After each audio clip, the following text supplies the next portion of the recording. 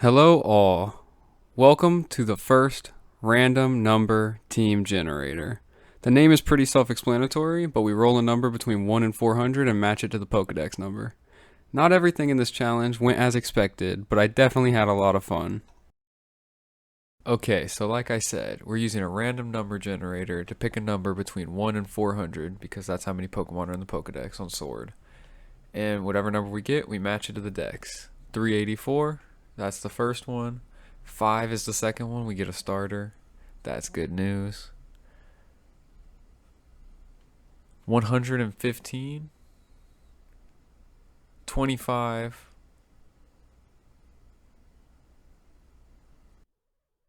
and 142. And 124. Alright, the first member was Pupitar. Pupitar is actually not in Swords, so we're doing Zweilous. Second one is Reboot. Third is Clink Clang. Fourth is Greedent. I don't know how to say his name. Fifth is Haunter. And sixth is Driftbloom. It's officially beginning. With it being a random team playthrough, I decided the name Randy was pretty fitting. Now strap in because we're gonna move fast. This journey begins like every other, but it's no normal feat. I decided early on that I will not evolve the Pokemon like Driftbloom since its evolution wasn't what I got. This would add an additional level of difficulty, but that's part of the fun. Now, each episode is most likely going to be acquiring a gym badge, so there should be 8 episodes plus a 9th for the Elite Four. My starter was assigned to me in Reboot, so obviously I'm choosing Scorbunny. I decided to name this little guy Cinder, since he won't ever become a Cinderace. It's kinda sad to be honest. This was shortly followed up with a riveting level 5 slapfest with our rival, Hop. After that, we find ourselves fighting a legendary dog in the Slumbering World. It was an easy 1v1, trust me. We then start down Route 1 and grab the first Squilvet we could find. Luckily, they are about as hard to battle as they are to find, so I was quickly able to secure our second team member. With our new squirrel friend, named Cherub by the way, we ran into our favorite XP farm, Hop. After slapping him around with tail whips and physical attacks, we made our way to Motostoke, where the opening ceremonies for the gym challenge are held. It was here we had our first interaction with Team Yo, arguably my least favorite Pokevillains. Let me know yours in the comments. Really, they're just super fans of Marnie. And who can blame them with her cute Morpeko? Realistically, battling these loud meatheads was just some light training, prepping me for Milo.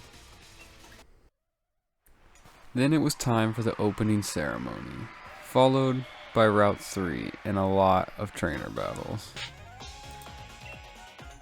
But at least they got Scorbunny to evolve into its final form. At least for the purposes of this video.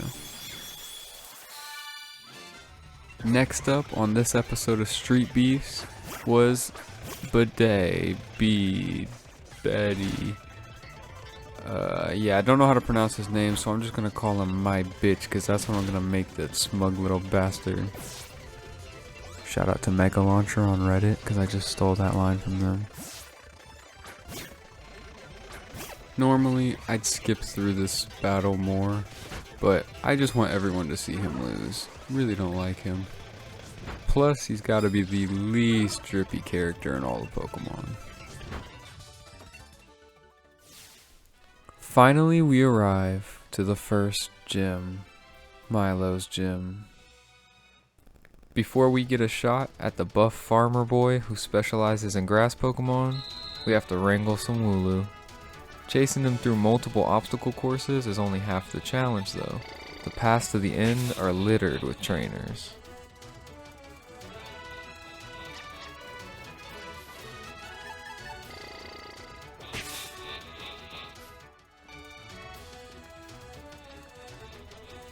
I don't know why I struggled so much with this one. I just refused to go a different way or try anything new.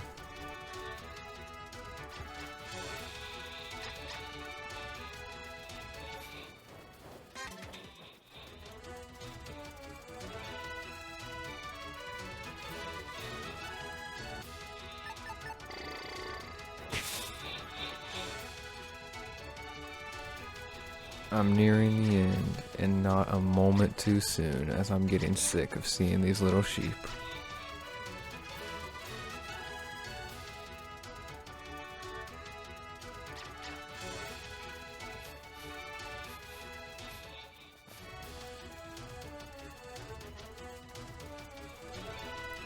After a quick trip on the struggle bus, maybe it was the short bus. Either way, we finally made it through my obstacles and we were ready for our first gym battle. Before I get into talking about this gym battle, be sure to leave a like if you've enjoyed what you've seen so far. This was about 3 hours of gameplay cut into about 20 minutes and then further cut into under 10. In other words, it was a ton of work for a short video, so go show some support. Now, on paper, I have type advantage with Cinder, but only having Ember as a physical attacker concerns me. I decided my best bet would be doubling up on tail whips and throwing in a bite with Cherub before Cinder came out to play.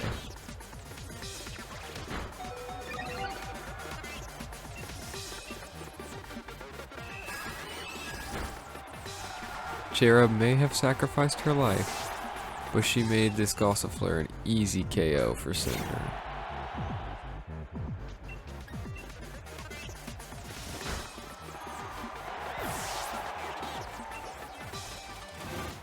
The next course in this meal was a tanky Eldegoss. Unfortunately, its high special defense might be a problem. Lacking many options, I chose to Dynamax, giving Ember a massive damage boost.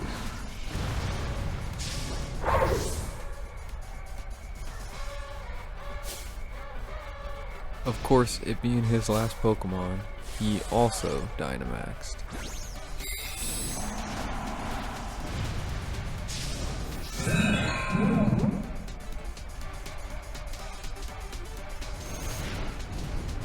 From there, it was just a slugfest, seeing who could take more punishment.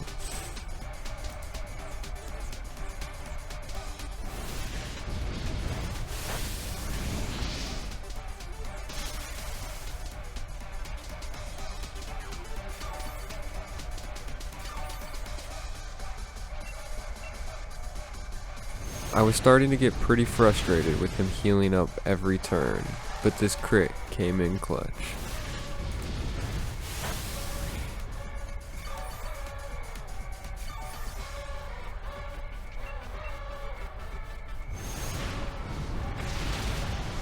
And as if there was ever any doubt, we secure the win and get our first gym badge of the series.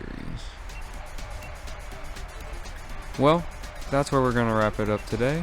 If you liked what you saw and want to see more Pokemon challenges, be sure to let me know down in the comments, as well as leave a like and subscribe.